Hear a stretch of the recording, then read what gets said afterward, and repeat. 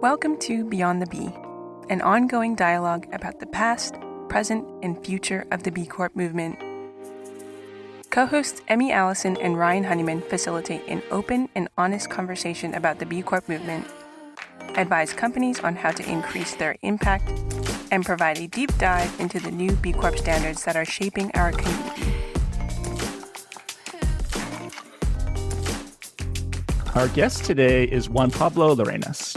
Juan Pablo is a social and entrepreneur committed to building a more inclusive, equitable, and regenerative economic system through multi-stakeholder engagement. He is co-founder of Sistema B in Latin America and former executive director of B Lab Global, the organization behind the B Corp certification globally.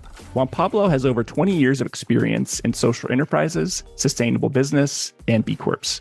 He currently serves as a board member and investor for several companies, Banca Etica Latam, Vistage Chile, Gulliver, and Impact Trade. He's also a young global leader from the World Economic Forum and Ashoka Fellow. Juan Pablo, welcome to the show. And I guess I should say, are you still a young global leader, or now are we like middle-aged global leaders? Let's say middle-aged. Hi, Ryan. Thanks so much for your invitation for this conversation. Super happy to be here with you. Yeah, I'm super excited to speak with Juan Pablo because I've known him since my first B Corp retreat in 2012 in Half Moon Bay. Yeah, I remember meeting you guys and you were like, yeah, we're going to start it in Latin America. And we were like, wow, it's so amazing. But maybe before actually we get into showing up there, can you tell us a little bit about your background and like before you got into the B Corp movement, what were you up to? Yes, so when I was in university, I started as a volunteer in a very well-known NGO in Chile and Latin America, which is called Techo, like roof. And this NGO worked with families that were living under the poverty line in irregular settlements. So it was an NGO that worked with volunteers from universities and that provided support to these families, especially in terms of housing. Something similar for us, Habitat for Humanity, let's say. And then I joined that NGO as executive director, and I was in charge of expanding the organization in Latin America. So part of my first background was leading the expansion in the region of that NGO that is called Techo.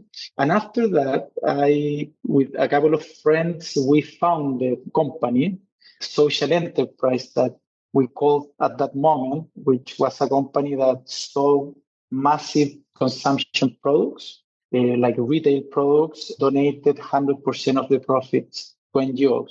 So my background comes from the NGO sector, then social enterprise, then B Corps and corporate sector. So I've been engaged in the NGOs, in social enterprises for a little while. I also worked in a local government running an entrepreneurship center for entrepreneurs of the city as well.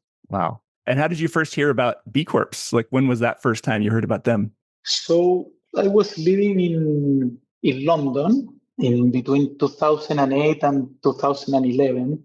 And when I came back, I started teaching in the university about social enterprises. In London, I was studying a master's degree, and I also worked at LSE in the university. I worked doing some research about social enterprises in Europe. And when I came back, I started to teach to undergrad and postgrad students in Chile. And while I was researching about social enterprises, I found about B Corps.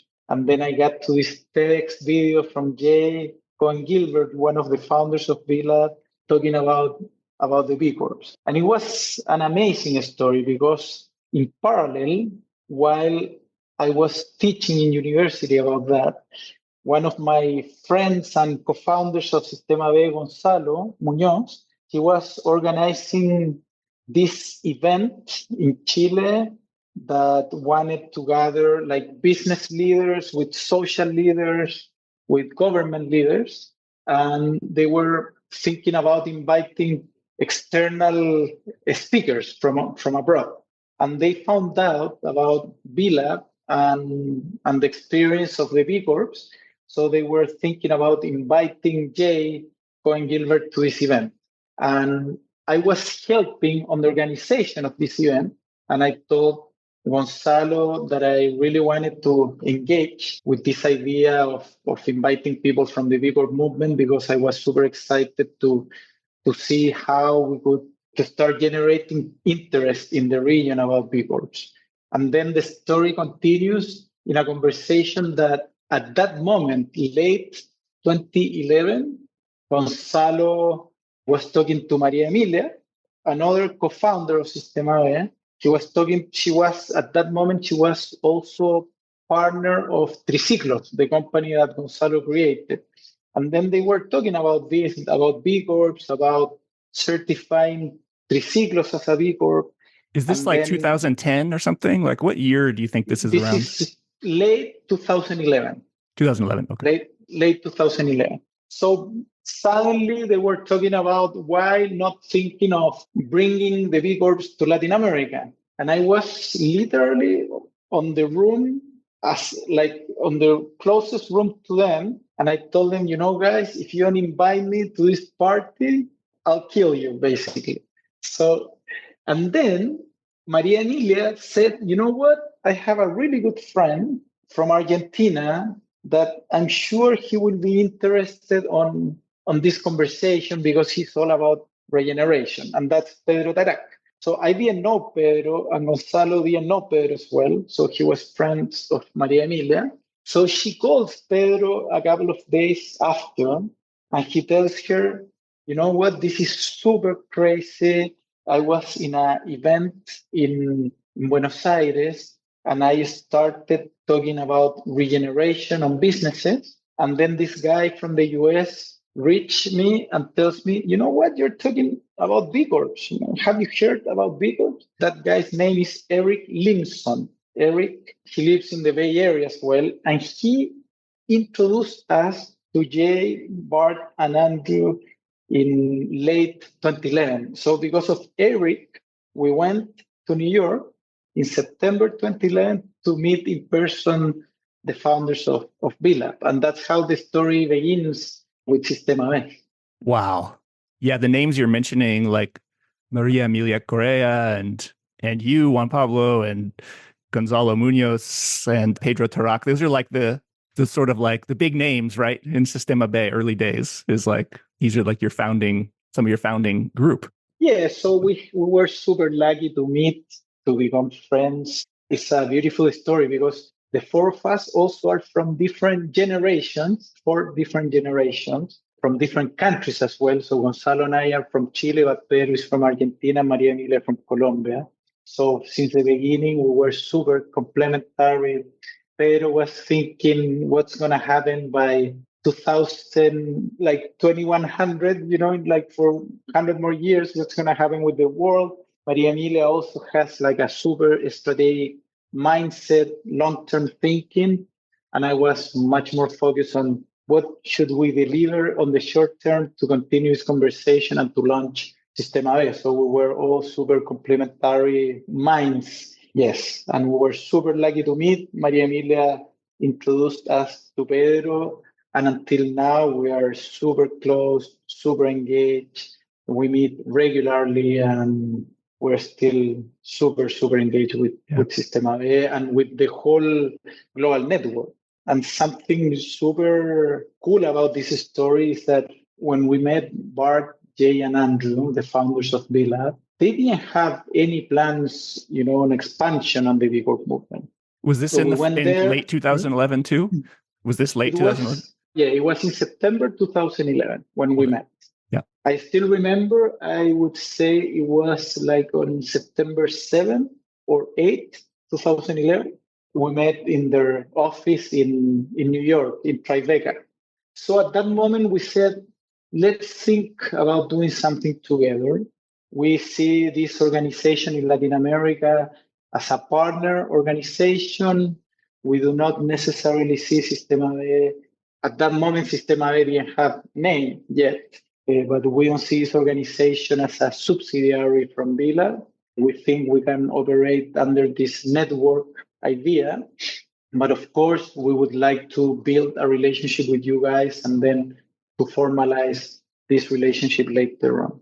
And then with the support of B-Lab, we had some conversations for fundraising, plus other conversations we had back in Latin America. So thanks to Rockefeller Foundation, connected by B-Lab, and thanks to Ford Foundation, that they were our own connections in Latin America, we got like a seed grant to start with Sistema B. So we formally launched Sistema B in January 2012 in Chile.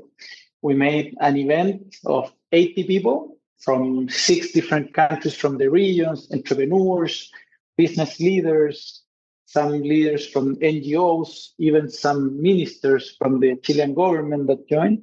And that was the way we launched formally Sistema B. And those 3 days in Santiago, Andrew and Jay participated as well of the event. And that was like the main milestone to start with the organization there. And we started in Chile, then Argentina a few months later, and Colombia. So almost at the same moment, we started in 2012 in those 3 countries. And then after having the operation in those countries, formally working with a small community of B Corps, with small teams, then we expanded to Brazil in 2013, late 2013. And then after a couple of years with Chile, Brazil, Argentina, and Colombia, in 2015, we started launching in the rest of the countries of the region. And now we are in most of the region. And in parallel to that, a role that Pedro Tarak played very proactively was to engage B-Lab with partners from other regions, so we could think about an expansion worldwide and not only Latin America. So Pedro was super proactive to connect the people from B-Lab with the founders of B-Lab Europe, and then UK, and then also East Africa. So part of the global expansion of the global B-Lab movement, also Sistema B played a role there, especially Pedro. He was super connected to that.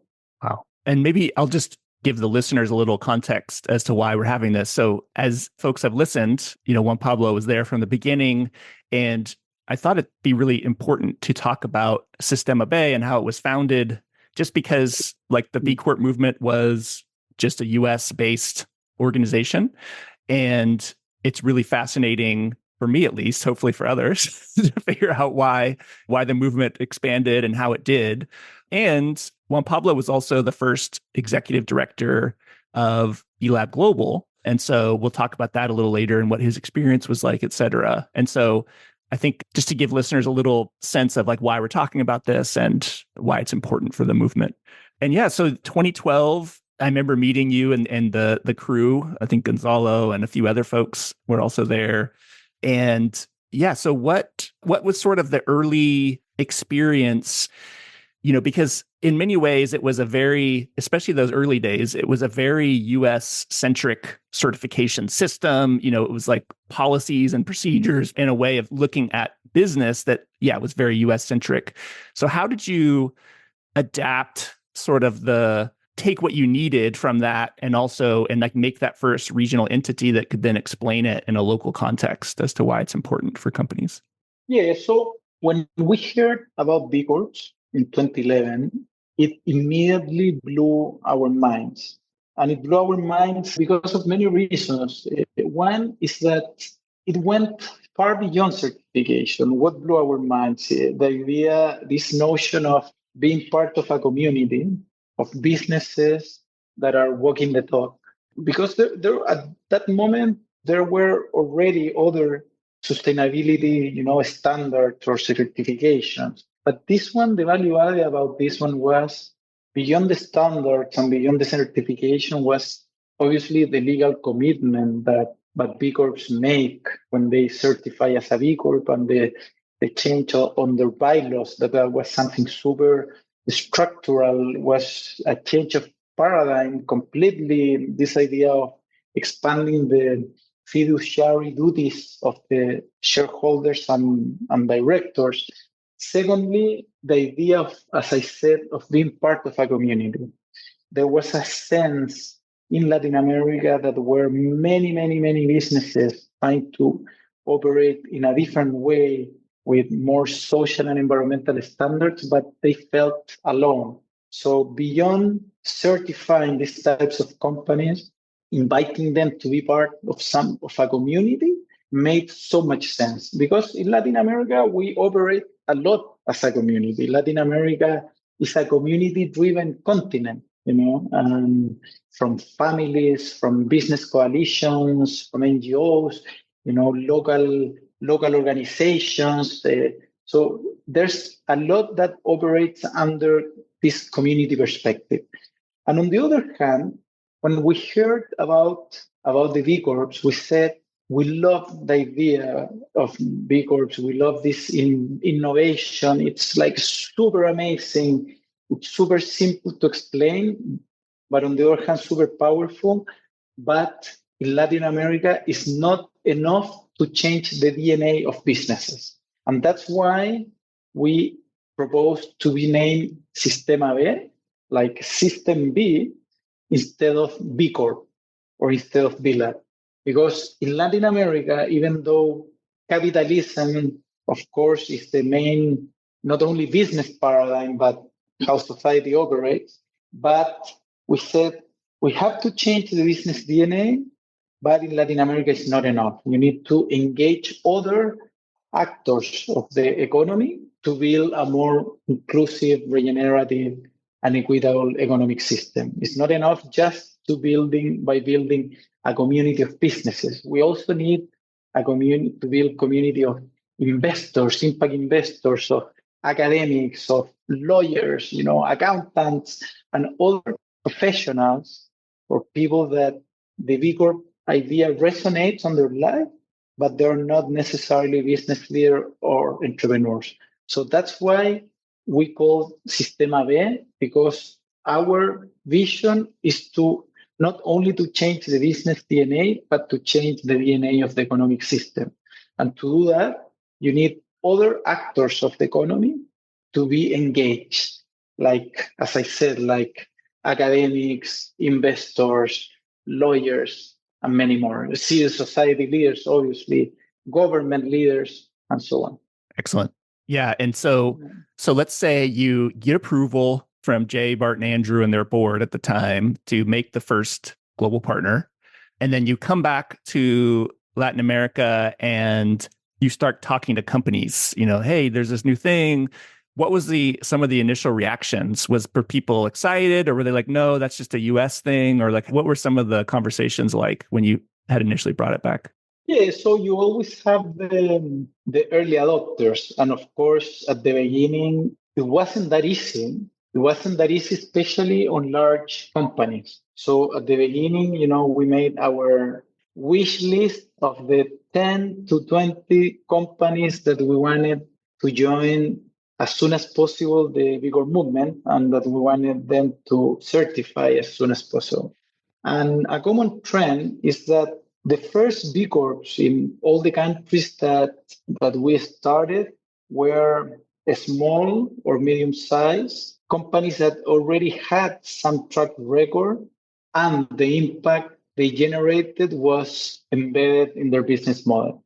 So the great majority of companies that were the founding B Corps in every country of Latin America were B Corps that had super embedded their impact on their business model, and that they were having good growth projections, and that their founders were well-known entrepreneurs in those countries, in those communities. And then the mid and large companies started to join. And of course, for the bigger companies, it was a challenge because they needed approval from their board to change their bylaws. Some of them were worried about some contingencies if they were going to criticize for greenwashing, others that if they certify, what would workers said if they had to lay off people. So of course, it was more difficult to engage larger companies in the beginning. And now we have, like our pipeline of companies wanting to certify is huge. And also for large companies, it is still more complicated for them to certify because the standards for larger companies are not so easy, obviously. But now we have a natural pipeline. So I'm super thankful of those first 10 or 15 founding B Corps that were the early adopters, the ones that were super interested on the certification, but they were mostly interested on building a community and a global movement of businesses. That was their motivation behind that. They wanted to be part of this new global movement of businesses all over the world. Yeah. And I have to tell a funny story about visiting Chile, because you were very kind, and your team, when I wrote the first edition of the book in 2014, I think in like 9 months, you all had translated the book into Spanish. It was like the fastest translation. And you were like, hey, you should come to visit Santiago in 2015. And I was very excited because I don't get to travel that often. And I did have my daughter was only like 1. And so I could get away. And I don't know if you knew this, but it's funny thinking about it now, but I should have known because I'm from California, but I flew into Chile, into Santiago airport. And I think I had like an apple and like another piece of food in my backpack. And they're like, okay, you have to declare, since we're an agricultural community, you have to like declare if you have any. I was like, it's just an apple. Like, who cares? Like, I don't know. I was just thinking. And so I went through the line and they're like, sir, you didn't declare it. Apple. Yeah, they're like, you didn't declare this. So I had to go to the back room and they were like interviewing me like, hey, this is really serious. And I was like, I'm such an idiot, because in California, they have the similar rules. But I thought that was just funny. Just my first, like I hadn't even arrived in Chile and I'd already sort of gotten in trouble with the law. But yeah, especially if you bring food, yeah, or raw materials, yeah, you can get big penalties, big fees. Yeah. Yeah, but it was a fantastic trip. And Maria Emilia, like she offered her home, so I got to stay, and like it was just fantastic. And it just felt, it's sort of, you spoke about the community being the key. And I don't know if many people, like I think people inherently who are connected with the B Corp community know that there is a community. But could you just speak about what do you think makes B Corp, that community focus, stronger than, say, like GRI or some of the other maybe just pure certifications? Like, why do you think it's stronger?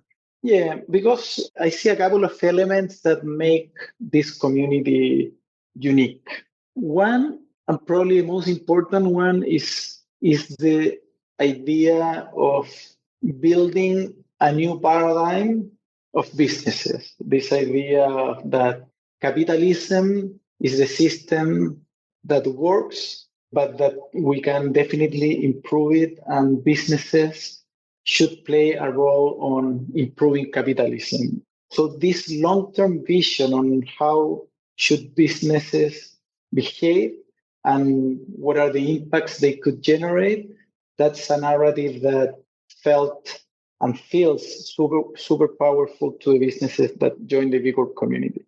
Second is this combination of standards with legal commitments and with the vision, right? And third, so in one hand, let me come back. In one hand, you have like this pragmatism of the certification that helps you see how's your status right in all your on labor practices, environmental practices, governance, business model, and so on. So it's something super pragmatic and practical. On the other hand, this change of paradigm with the legal amendments. And third, as I said in the beginning, this long-term vision that businesses can make the difference. So that combination for me was super powerful and something that is very technical, but makes the difference are the legal amendments that B Corps commit with. And then the last thing that I would say is probably the most powerful one, is the idea of collective action. It's not just a community to meet, to build partnerships, to make businesses, to connect with each other and so on. So it's this determined thinking that through collective action, you can really generate impacts on society. And that collective action means businesses getting together and committing to be net zero or to be more inclusive or to change the food systems or to build a more or to have more renewable energies or to embed justice, equity, diversity, and inclusion practices, and so on. And so it is a community with intention, a community of businesses that get together. And of course, they make businesses between each other, but most importantly, they amplify the impact. So something that we still work super proactively is to accelerate collective action between B Corps. And not only between B Corps, but between B Corps and other sectors, like how B Corps can inspire university students, or how can lawyers make the difference? And for instance, because of the B Corp movement, there was founded a group of lawyers that at the beginning was called the V Lawyers, and now there's a whole association, a global alliance of impact lawyers, GALE, that was born through the inspiration of the B Corp movement. And now GALE is a global association of lawyers from all over the world that are trying to help change the business paradigms as well through what they do on a daily basis. So of course, something that this movement has inspired was to engage other actors that are not necessarily entrepreneurs or business leaders to be part of the community. So other elements that I think are super important, like diversity of the community, diversity in terms of sectors, in terms of sizes. You have in the bigger community companies from multinationals to companies that are led by one person, so that diversity, I think, is not found in other business networks. Other business networks generally tend to be more homogeneous. In this case, regardless your size, your industry, your territory, you feel part of the same community that shares the same common values and a common vision. And that's for me super unique, that diversity that has been a strength, that in the beginning, large companies sometimes didn't want to be part of the same community of smaller companies. Now that this is an asset instead of a liability. I agree with you. That's really helpful to hear. And I do think the founders with And1 had learned that you can not just build a company, but build a movement. I remember Eric Ryan at Method had said, don't start a company, build a movement. That's like what they try to do at Method and other companies he works on. And so it felt like they had already had this idea of like, we need to make this a movement, not a certification. And I think just that sort of difference is really important that you enumerated. Yeah. For sure. And a movement has some rules of engagement. Obviously, you need to lose some control. There's a lot of things that you can't control. Of course, the certification and the standards and the legal amendments, they need to be reliable, they need to be adaptable, they need to be transparent, and so on. But that's a tiny piece of building a movement. The rest of the recipe of building a global movement is to engage leaders. And if you really want to engage leaders from all over the world, you need to lose some control over the agenda, over the priorities, over which stakeholders you engage or not. So this idea of building a global movement in order to be successful has to allow local adaptation, regional adaptation, because that's the only way to engage leaders. At the end of the day, this is a movement led by people that feels super empowered. And in order to be empowered, you need to exercise your leadership Otherwise, you won't engage the best leaders. Yeah. So Juan Pablo, maybe we can move a little bit towards the sort of initial shift to a global governance structure and your experiences. So when you first started, it was B Lab was the US, and then there was other entities basically. And when did it start to become clear that the movement should move away from just being B Lab run by these three founders to more of a global governance structure? What were some of those conversations, things like? Yeah, so I remember like back in 2015 or maybe 2016. Yeah, 2015 or 2016, Sistema B already existed. B Lab Europe was starting. B Lab UK also was about to start. We were not there yet with Asia. And I think B Lab East Africa was also about to start. The B Corp community was growing, so we started to have some tensions about the capacity of B Lab to certify all the companies that were on the pipeline. There was like a certification backlog, and it started to become an issue.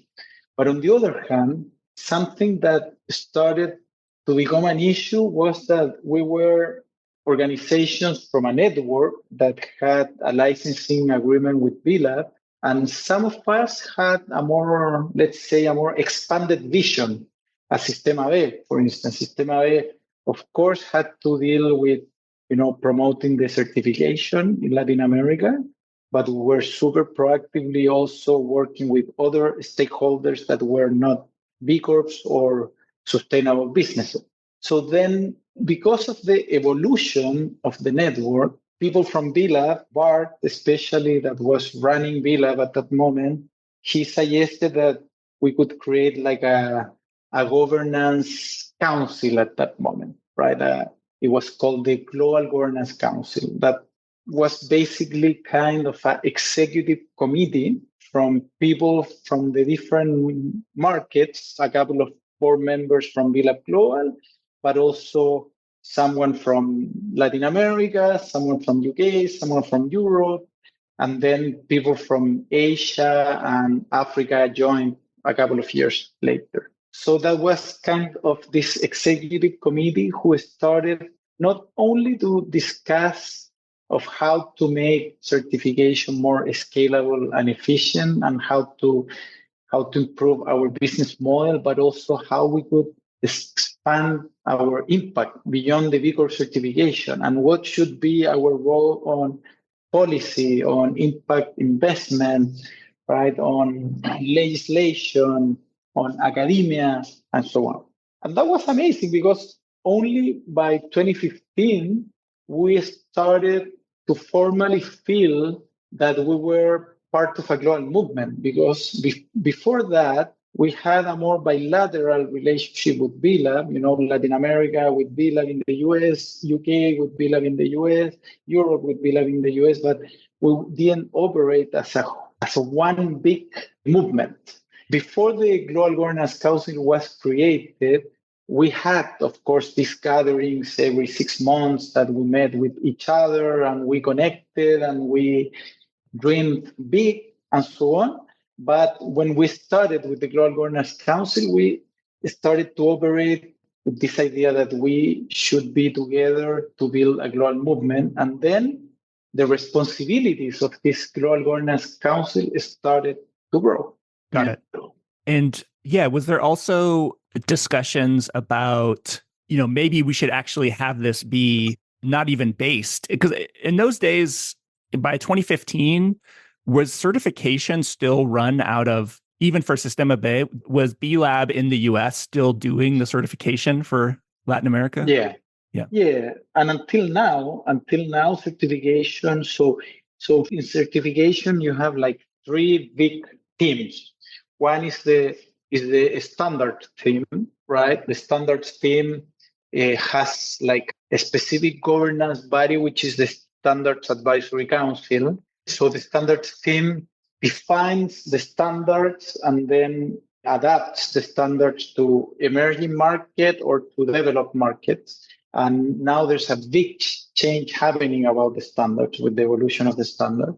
And that standards team was mostly focused on the US, few people from outside the US. Then you have the verification team. And most of the verification team, when the B Corp certification expanded outside the US, most of that team was in the US. Now, by 2024, most of the verification team is outside the US, right? So you still have people in the US, but you have people in Brazil, in the Netherlands, in Australia. You have a big team of people certifying in Singapore, globally for small and mid companies. The verification team now is super widespread. And then the third team is the technology team. That team was also mostly based in the US and was the team that was focused on that the user experience was the best possible for the company's certification process.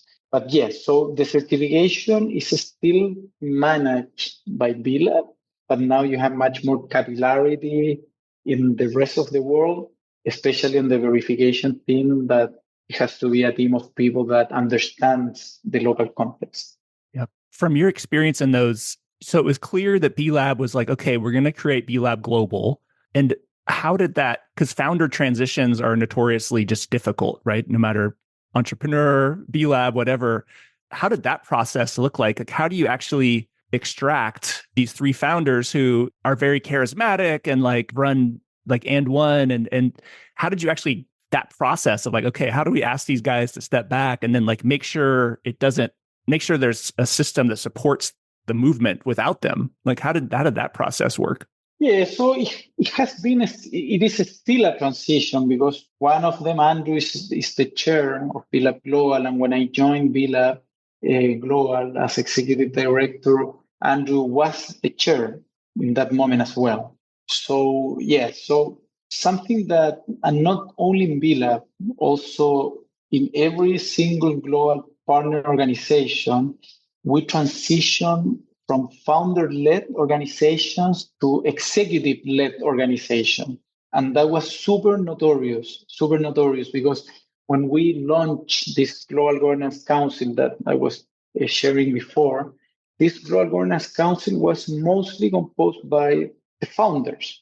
Some of them were founders and executives, like my case, or like the case of the UK, but others were just the founders without an executive role. So it was more like a founders place that Global Governance Council, we would not go to that space as representatives of the organization. We would go to that place as stewards of the global network. So I didn't go there and make my opinion and my votes thinking how should I represent my region, but instead, how should I represent the global movement, right?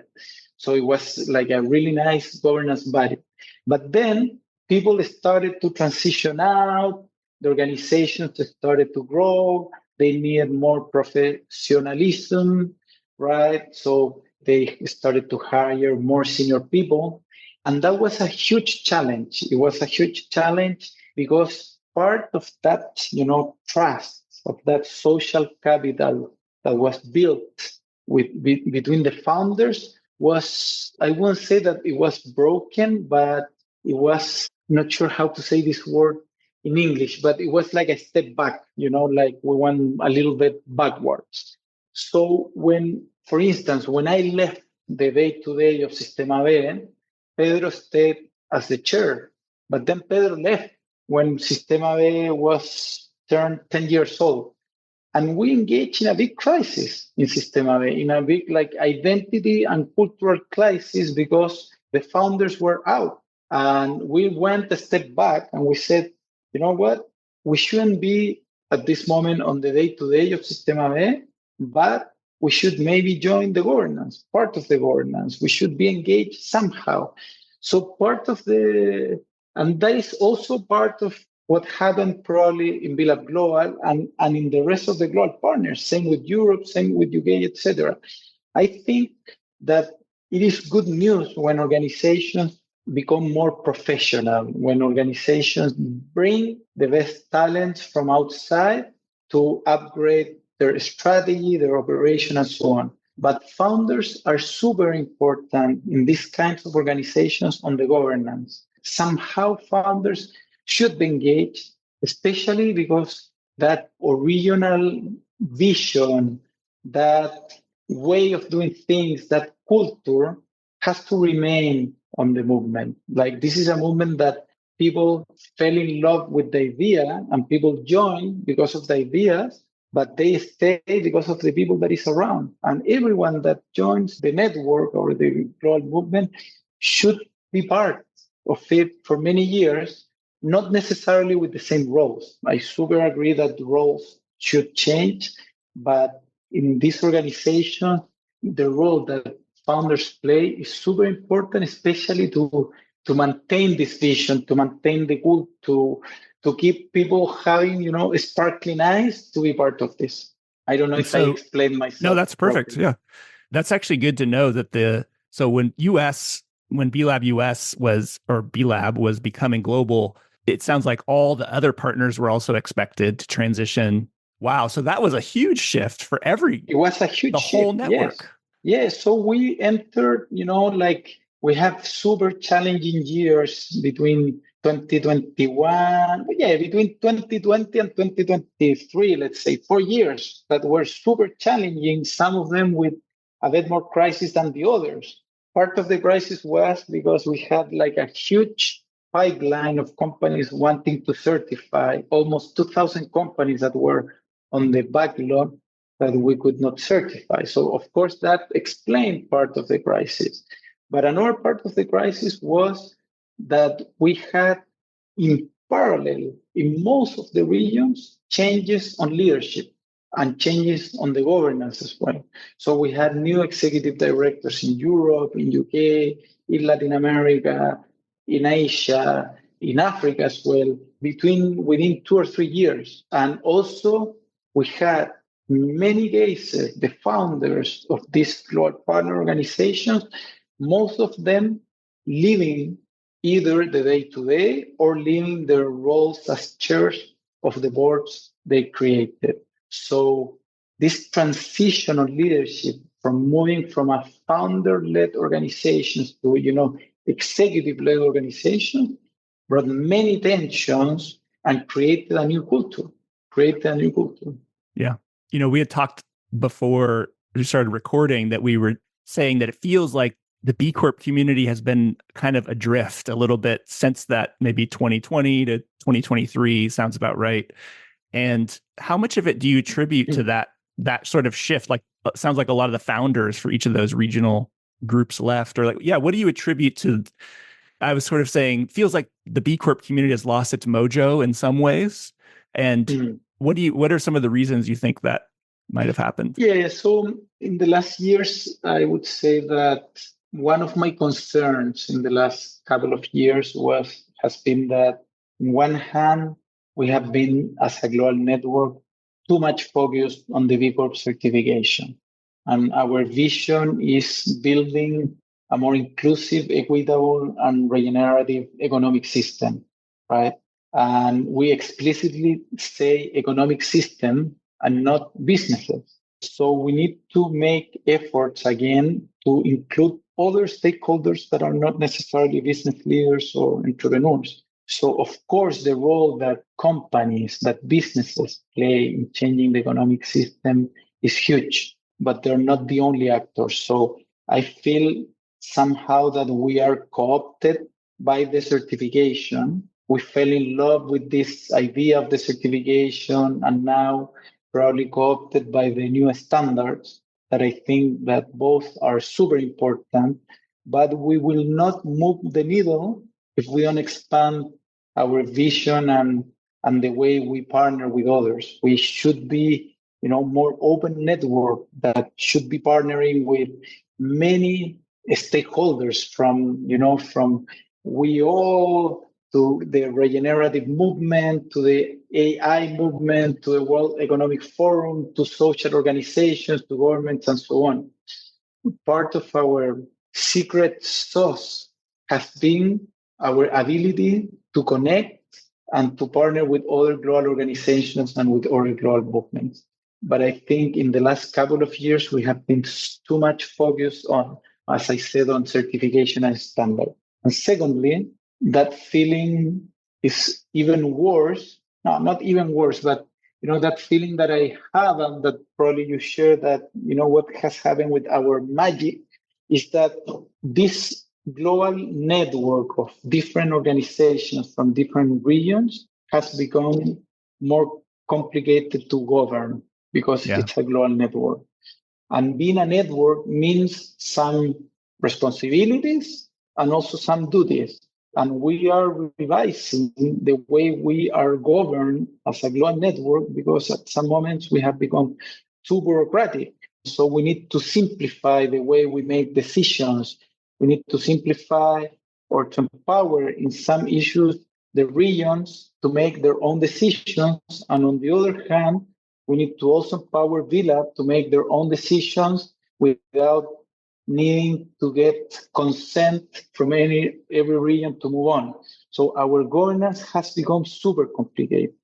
And when we started, of course, we started smaller with founders that had a lot of trust. And then we moved to executives that probably they also have trust between each other, but each region has their own governance bodies. So basically this sounds, at some moments like a confederation of organizations, and that has made the way we make decisions slower and sometimes more bureaucratic. So we need to simplify the way we operate because we spend too much time on internal issues instead of spending more time talking about collective actions, how all B Corps should be net zero, or how all B Corps should be more inclusive and equitable, or how we can build a movement of lawyers that are redefining the success on law, or that are building public policies beyond B Corp legislation, or how we change, the business schools or the accountant schools or whatever. So I would say that if we bring back the conversation about impact, about collective action, about engaging other stakeholders instead of only talking about certification standards and our internal governance, we will make a virtuous circle. Otherwise, we will still keep losing that mojo that you were talking about. Yeah. I think one other thing that I haven't been able to put my finger on, but I was thinking about it recently, is also the B Corp community was cool. Like it was like, oh, like when Jay and Bart and Andrew had done the rock stars of the new economy and Fast Company, and like all their, like, I remember Jared was their graphic designer they brought over from And1. And so a lot of the like messaging, and it was like, wow, these guys really have from And1, they like know how to market and like make things really cool, like position it. And I think part of what I've sort of been missing is it feels like there's B Corp is still cool, like, because most of the other certifications are not cool at all. So it's not like, I wish B Corp were more cool, but I do feel like there's a level of, oh, you have to be part of this movement because it's, it has this connection with like maybe Gen Z, millennial, like forward thinking, very interesting, like graphic design and stuff like that. So does that resonate at all with you, or am I maybe? It does resonate, but the way I see, like, how can we generate the FOMO effect? Before, I think the FOMO effect was, I am a certified B Corp or I'm not a certified B Corp. So people wanted to be part of a community of certified companies, etc. That generated the FOMO. At this moment, I think that the FOMO effect is not about the certification, but it's about the impact. So how can the certification help companies generate more positive and environmental impact, and how they can walk the talk? And that's why I think the power of community and collective action is so important. For me, one of the drivers that will make the B Corp community more cool is when people see that there's a community of businesses that are becoming from their carbon that are transforming their carbon footprint to carbon positive economy. Or there's a coalition of businesses that are not only embracing JEDI practices, but are changing the culture of those organizations because JEDI practices, or that are companies that are from a community that are literally changing the food systems or changing, the IT sector or whatever. So for me, the way of being cool again or continuing being cool as a community is about the impact they can generate about their collective action, because now certification, it is still necessary condition, but not sufficient. Totally agree. Well, maybe one other just question on this topic, and then we can move towards, I'd love to hear what's next for you and Sistema B. And maybe just to wrap on this global structure, if it were up to you, what sort of changes, or, I know it's not just up to you, right? That's like part of the governance structure. But if you were to say, here's 2 or 3 things I would really want to do, it sounded like one was, making the governance process a little less bureaucratic and maybe removing some of the focus on only certification and more on the collective action side. That could maybe, is there anything else that you would love to see that sort of can bring that mojo back to the B Corp community? Yeah, that's not so easy, because if you go to the extremes, you could say, why not becoming one single global organization? Today, as a global network, we have one common vision and one common theory of change. The vision is a more inclusive, equitable, and regenerative economic system. And the theory of change is amazing, but it's still broad. So on one hand, you could say, let's be one global organization, a new organization. It doesn't have to be B-Lab, as it is.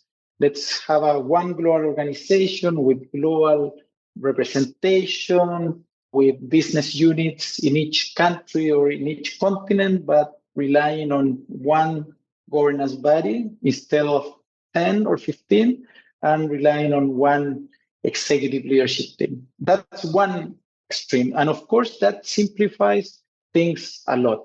My concern about that option is that, and more than concern, are open questions that I have. Would that global structure or global organization allow for real local adaptation, allow for really building partnerships between organizations in each country, allow for emerging new leaderships beyond B Corps and so on, or will generate even more laser focus on certification standards and policy, let's say?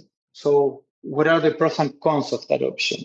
On the other hand, you could move to a total network-driven, bottoms-up structure, because now, even though we're a network, in some things, we do not operate as a network, like the certification. So what happens if we operate as a network and each region has their capacity under, of course, some frameworks and standards and accountability mechanisms to certify, or that each organization in each region or country has that capacity to certify, but also to build partnerships and coalitions beyond the certification. So you have the 2 extremes. And at this moment, we're discussing about that. Like, what should we do? Because we are aware that we're facing challenges in terms of growth, or facing challenges in terms of how do we impact beyond certification, how do we move the needle in terms of legislation, in terms of policy, in terms of impact investment. We're a bit, let's say, not stuck, but we could grow faster. So at this moment, we are revising how that global governance could operate in one hand, in one extreme, like building one global organization, or on the other hand, building a real network of organizations that have the responsibilities both to certify and also to build an ecosystem beyond certification in their territories. I'm not so sure what's the best option. Probably the easiest option is the first one. My concern about the first one is that I think we might lose that ability to work in networks, to work on partnerships with other local grassroots organizations that could feel part of this movement. Wow, that is definitely a big That's a big question. That's like a existential question. And yeah, I It's imagine super, it's, yeah, yeah, good. it's super existential. There's a phrase, a wording in English that it's super cool that it says form follows function. And for me, like the function in this case is our vision. And the form is the way we operate, the way we are governed. So we should have a structure and a governance system that it's really adaptable to what the world is requiring, right? 12 years ago, probably the world was requiring a lot of certifications because that built reliability and reputation in businesses. Probably now the world doesn't require necessarily much certification, more certification than collective action, for instance. So for me, the next decade of the B Corp movement is more about impact than about standards. And they're, of course, they're complementary, but we should build a governance system that really adapts to all the disruptions we're having in the world. I mean, the world is changing so fast that we should build a network of organizations or one organization that can adapt as fast as the world changes. Because many moments I have the feeling that we evolve much slower than the world evolves. Wow. And so what's next for you? Are you committed to staying in the B Corp movement, or are you thinking about other things, or what's next for you in Sistema B? Yeah, so I'm super engaged. The V Corp movement, Sistema B, VLab are part of my family. When we started with Sistema B, I didn't have any kids. Now I have 3 kids. When I go to the supermarket and my kids see a V Corp logo on the products, they still jump with happiness. My friends, the people I love, most of them are from the V Corp community. So the B Corp movement is part of my family from my day to day. Even my 5-year-old daughter, the smallest one, has heard about B Corps and she talks about B Corps. So the V is surrounded on my family, my friends, the people I love. So I will be part of this movement always, always. The question is, what is the role I should play? And in my case, I'm still on the board of Sistema B.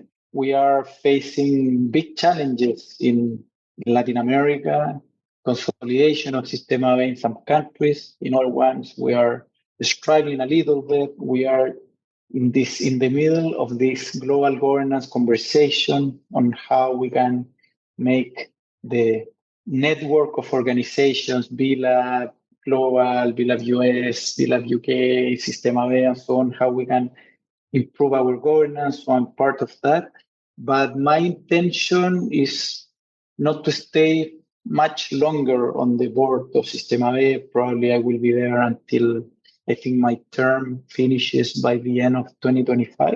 So I will be super committed with the board until then. And on the other hand, what I'm doing now is that I'm part of different B Corps as board member or investor or member of executive committees. So I see the rest of my life super engaged with the B Corp movement, but doesn't mean necessarily engaged on the governance of the global network of organizations behind the B Corps, at least until 2025. And then let's see. The world changes, people evolve, organizations evolve. So I'm not sure about my long-term engagement with the organizations, with the movement for good. Well, I really want to appreciate you and thank you for coming on, Juan Pablo. It's been fantastic to reminisce and catch up and just to hear your experience. And I think many listeners, when they see B Lab from the outside and they say, oh, something's happening, they don't often know like what's going on, internally. And I think it's helpful to sort of like lay out like, yeah, these are some of the big juicy questions that we're grappling with. Like, do we have one organization that's sort of huge, or we have like these completely autonomous regional groups? And like, yeah, it's all very fascinating. So thank you for coming on and sharing with us. Thanks so much to you, Ryan, for your time, for the conversation, for listening. And I hope this is helpful, especially for the new people joining the movement, both the new B Corps, the new people that will join eventually in a role at B Lab or Sistema B or any other partner organization. So I'm super grateful about this conversation. And last thing, is there any like websites or social media or anything like for any of the groups or companies you're involved with that you want to leave for folks to check out? Yeah. So I'm super excited of what I'm doing at this moment. Yeah, of course, beyond Sistema B, which is sistemaB.org, I'm I'm working with let's say financial group that is trying to change the paradigm on the financial system. So we are building like a ethical bank in Latin America, which is called Banca Ética Latinoamericana. I'm part of the executive committee, and at this moment we have a fintech and some investment funds that invest on impact-driven businesses, many of them B Corps. So yeah, you can check bancaeticalat.com. And I'm also part of an organization that is called Bistach, which is a B Corp as well. And Bistach is a network of CEOs from all over the world. And what the idea of Bistach is how you can raise the level of awareness of leaders from businesses that want to be their best version and that they need peer support. So we built like communities of leaders from different, all of them business leaders that through peer advisory groups can build their best version of themselves, both professionally and personally. So we just took the license of Pistach in Chile, and we're building an amazing community of business leaders here. Yeah, and there are a few other things that are related as well to impact trade and social innovation that I'm engaged as well. Okay. And I think it's sistemaB.org or the SistemaB.org. Yes. Yeah. Okay. Well, thanks again, Juan Pablo. And yeah, I look forward to catching up again. Thanks so much, my friend. It was a pleasure to talk to you. Thank you for listening to Beyond the Bee. We are trying to grow our audience and wanted to ask you a huge favor that you can do right now. Try to think of one person that might like this show. Then pull out your phone and text them something like, "Hey, I think you might like this new podcast, Beyond the Bee. Check it out at lifteconomy.com/beyond. You can subscribe wherever you get your podcasts." Seriously, try to text someone right now. Pull out your phone. Then follow up with them to see how they liked it. This would be super helpful for us. We deeply appreciate your support.